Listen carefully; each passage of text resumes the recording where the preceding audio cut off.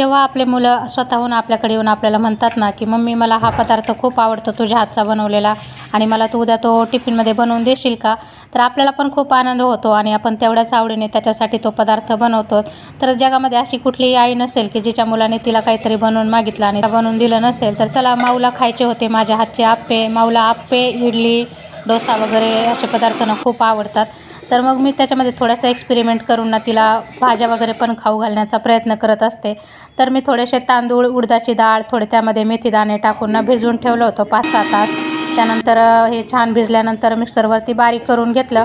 रात्रभर असंच भिजायला ठेवून दिलं. दुसऱ्या दिवशी सकाळी काय केलं की त्यामध्ये थोडंसं बीट वगैरे घेतलं, त्याचे सालपट काढले, त्याला मिक्सरमध्ये टाकून ना त्याची ग्रेव्ही बनवून घेतली थोडंसं पाणी वगैरे टाकून.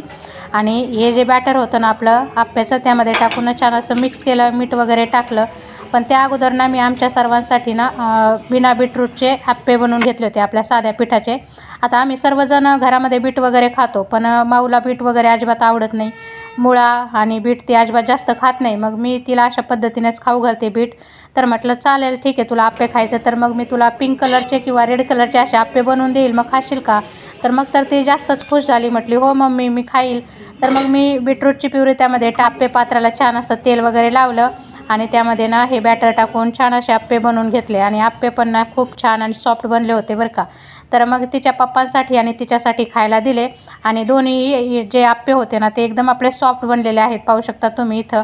तिने अगदी आवडीने खाल्ले, पण टिफिनमध्ये पण तिला दिले, ते पण तिने टिफिनमध्ये दिलेले पण सर्व खाऊन घेतले.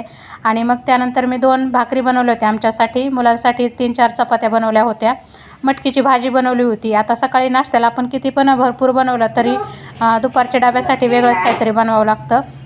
तर ह्यांचा डबा वगैरे भरून तयार केला, त्यांना दिला.